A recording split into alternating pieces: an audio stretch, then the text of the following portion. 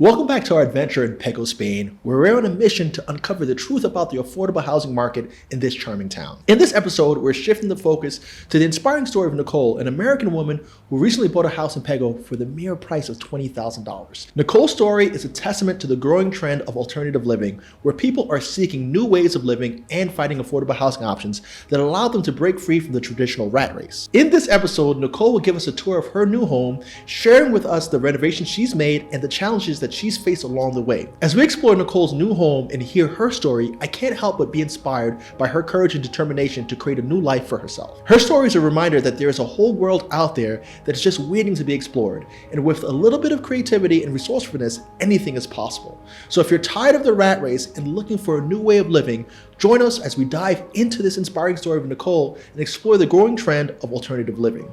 Who knows, maybe you'll be inspired to make a change in your own life and start living the life that you've always dreamed of. My name is Carl Pierre, and welcome to my channel.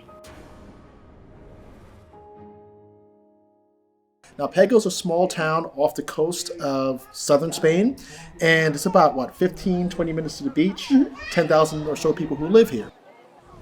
Today we're at Nicole's house. The real reason why I'm actually here in Pego and how I learned that Pego even exists.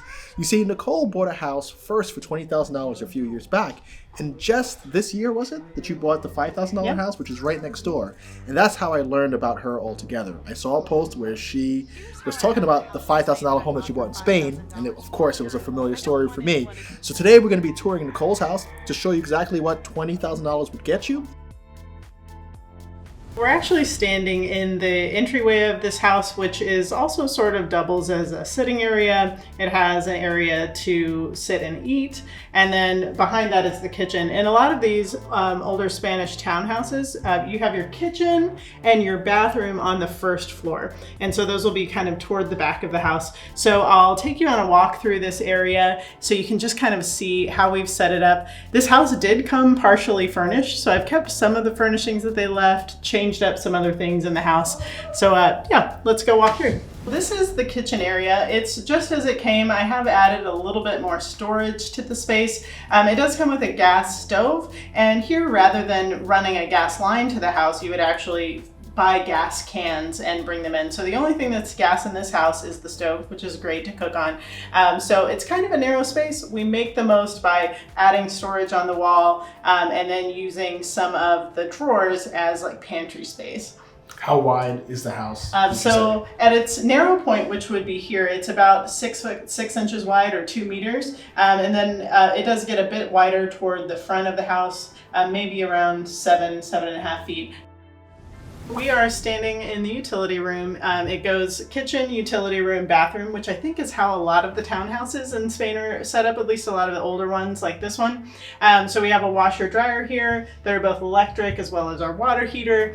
And this also up top has some windows that open up over the roof of this, which allow for a lot of natural air in, natural light in the lower end of the house, kind of a breezeway to keep the house from getting too stale. I keep it open almost all the time. Yeah, and seeing other houses, I saw that was a common design. They would have like the service area, utility areas, and they all went straight up to the exposed area. Right. So even one house that was across 3 levels had it going straight up, and like on each floor there were windows to the breezeway. Oh, cool. And then all the way at the top was like a vinyl covering that let the light in, nice. so it didn't let the water in, but Right. it had like enough air to let the area breathe and also allow light into all the interior spaces. That's so cool. That makes a lot of sense. I've noticed with the kitchen, utility, bathroom, what they're really trying to do there too is keep all the plumbing close together. They really make the most of the space that way. Many of these houses just have running water, bathrooms all on the ground floor, and that's the only place you're going to find it, which seems to be really common here. Going up to the second floor, we're going to check out the 2 bedroom areas and a hallway that's set up before leading up to the third floor. This is the first bedroom in the house. Now, this entire floor, when I bought it, had really old tiles that were crumbling in a few places. So this is one of the areas that we remodeled with new wood look tile. And then because the house is so narrow, we really have to make the most of storage space here. And so instead of doing like a big chest of drawers or for nightstands, which we don't have space for, and I wanted to put at least a full-size bed in this room.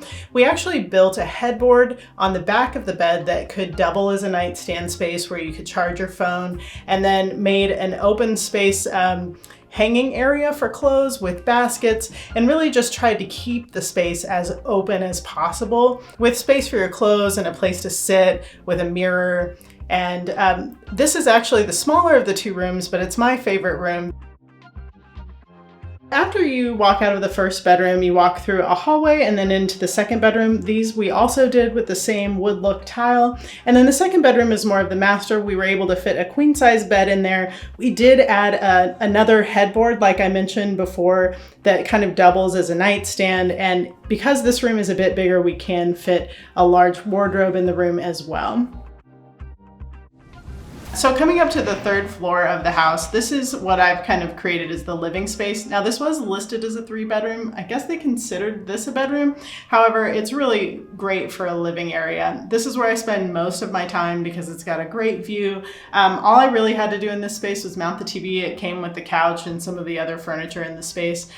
So it's just been an awesome living area where I sit and do my work. I actually have most of my meals up here carried up on a tray from the kitchen. So yeah, I really love this space. It's probably my favorite room in the house. Yeah, and it's got plenty of natural light from both sides because you have one exposure on the front and the rear. So both of that comes in and lights the space really nicely. I really like it. And the fact that you have that countryside view is pretty nice. Right? Does the sun set over there? It does. Yeah, the sun man, sets awesome. right over the mountains. It's the selling point of this house, really. Yeah. It's why I wanted to buy it. So let's go take a look at it. This whole region is known for the orange groves and their oranges. So every family here generally has orange trees. They are everywhere. And then down over to the left of the other terrace, that's the terrace to your other house, right? Yep, absolutely. That is the house I bought for $5,000 right next door. Has the same incredible view with 2 different terraces. So I'm really most excited about that. That's what you pay for here, is for this incredible view. And $5,000. 5. Like I can't even buy a parking spot in New York City for $5,000. So they start at like 50 grand, and that's outside of Manhattan. So $5,000 really blows my mind. In our next video, she's going to arrange for a special tour of that house and a few others with these low prices, as well as a few hidden gems that she kept just for me. Let me know in the comment section below if this property gives you hope that you can do the same, or if you would have chosen differently. For anyone that's just coming across my channel for the very first time, check out this series where I bought 2 houses in Italy for less than $20,000. Don't forget to like and subscribe so that you can catch the latest on global living and ways to afford it.